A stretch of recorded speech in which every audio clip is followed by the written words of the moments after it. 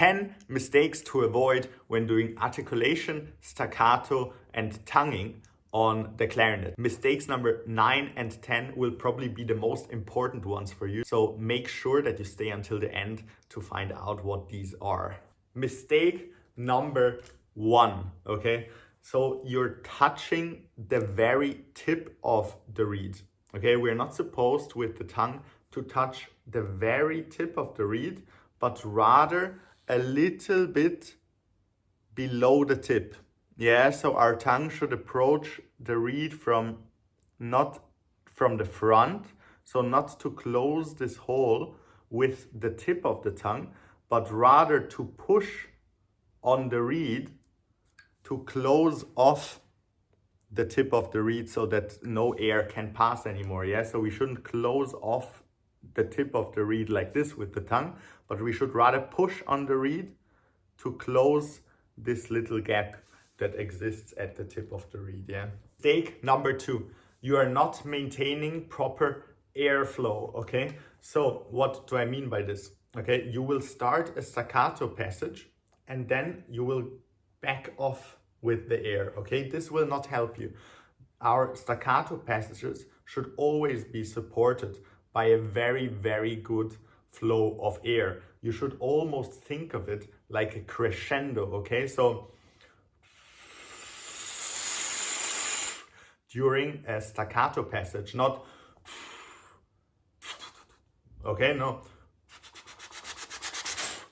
Yeah, so always leading the airstream and developing the airstream while you're playing the staccato passage. Okay, your tongue needs this airflow to get on top of the air and be pushed forward by the air at all times. Yeah, I can just lay my tongue on top of the airstream. Mistake number 3, also really detrimental one. Okay, I did this one wrong for so many years. Probably I learned it just like 6 or 7 years ago when I started the studies at university, basically. Yeah, so it's that the air goes back down after you touch the tip of the reed with your tongue. Okay, so instead of the air staying inside your mouth cavity and inside your throat and being ready at all times,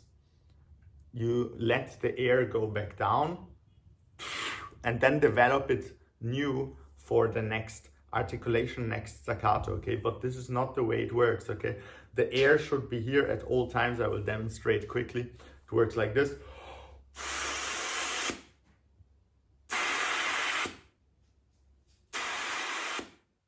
Okay, the air is always ready inside my mouth cavity. Same with the clarinet. Yeah.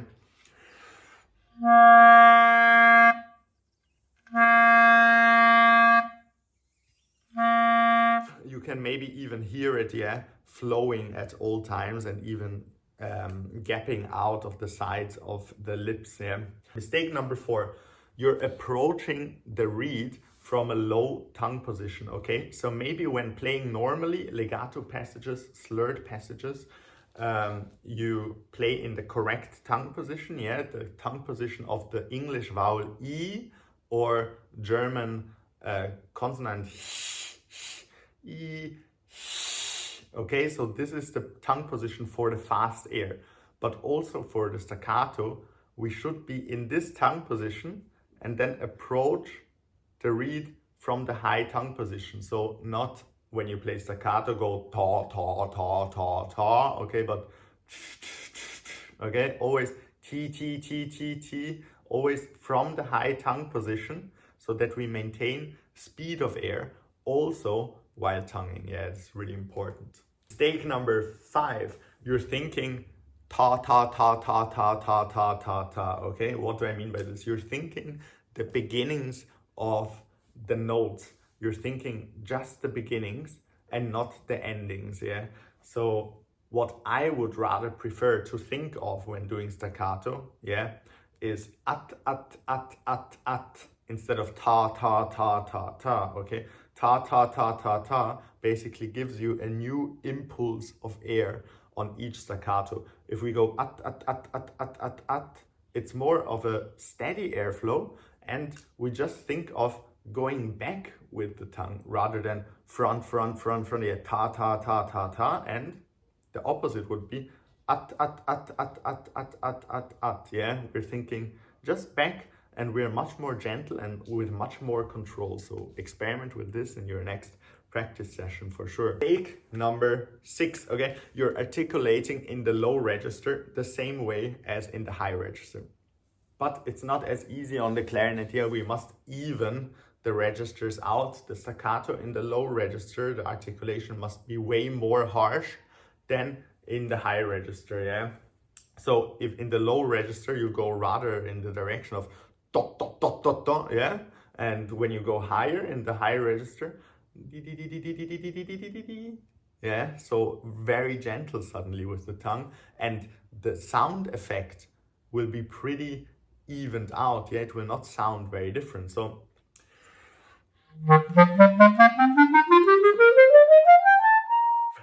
dot, dot, dot, dot, dot, dot, dot, dot, dot, dot. Okay, so this is really important to even out the registers. If we articulate in the high register, it will sound like this, and it will not be good, yeah? So make sure to gentle out the articulation in the high register, and in the low register to harden it. Yeah, people are in the low register and in the high register, but it should be the other way around. Yeah. Mistake number 7 is you move your fingers at the same time as your tongue when tonguing. But actually, it's a really cool thing that if we tongue, this means there is a little time silence, okay? And in this silence, we can already move our fingers to the next note. Okay, what do I mean by this? Basically, if I demonstrate you on an F major scale, if you move the fingers at the same time as the tongue, you have to be super accurate, yeah? And it has to be in exactly the same millisecond as you move your tongue. But if we move the finger before in the silence, we actually don't have to be so accurate with the fingers anymore. So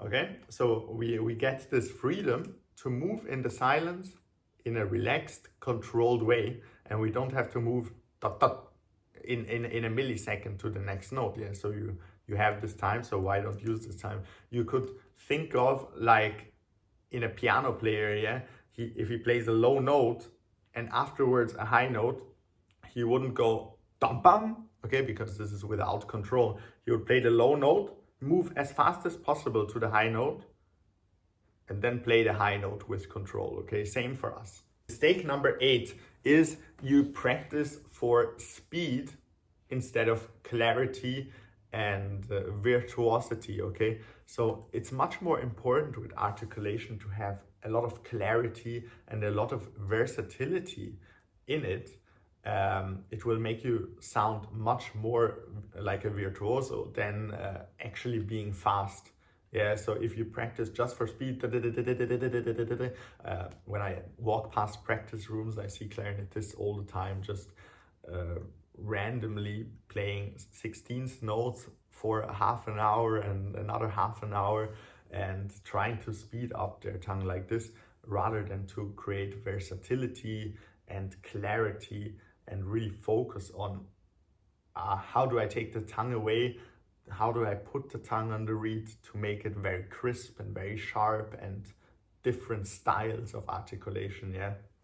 I can really recommend the closé articulation exercises from the closé clarinet method. Yeah, if you practice all of these, you will have a variety of very, very different styles of articulation in your tongue repertoire, yeah, so to say. Mistake number 9 is that you have no silence, okay? What do I mean by this? Articulation for me is the silence. Articulation for me is not the sound, okay? So if you,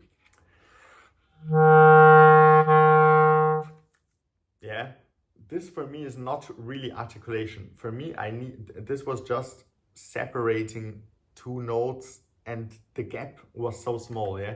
But for me, articulation is the silence in between two notes. And the silence in between two notes means that one note has an end and the other note has a start, yeah? So you need to have also the end. People just focus on the start of the notes all the time, yeah? So they are...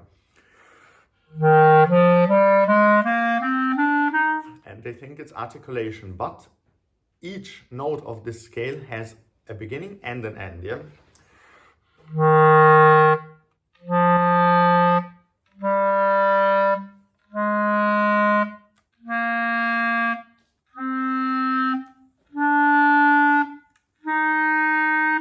And if we speed this up, yeah, it will be properly articulated.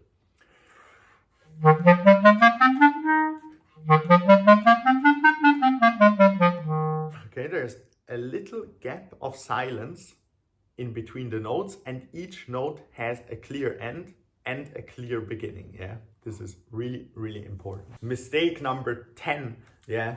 Really, really important one, as I mentioned in the beginning of this video. You don't use different types of starting and ending a note, yeah? You're always using just your tongue, and the tongue must touch the reed, and then it's fine. It's good enough, yeah? No, but the tongue can approach the reed in very different types. And actually there's 2 types, maybe if we would say so 3 types, but let's stay with 2 types. Yeah, we can approach the reed with D and we can approach the reed with T. Yeah, so if I end the note with D, it will sound like this.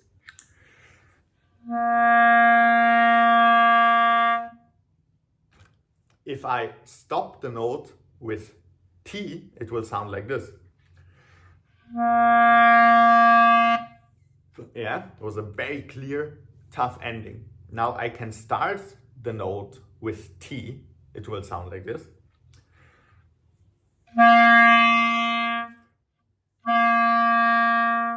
And I can start the next note with D.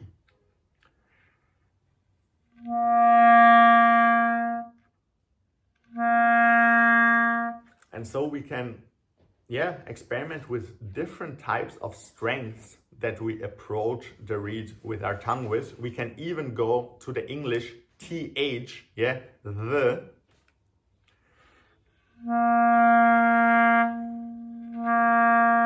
And even continue to make a sound during the time that the tongue is on the reed, because we are so gentle with our tongue, yeah.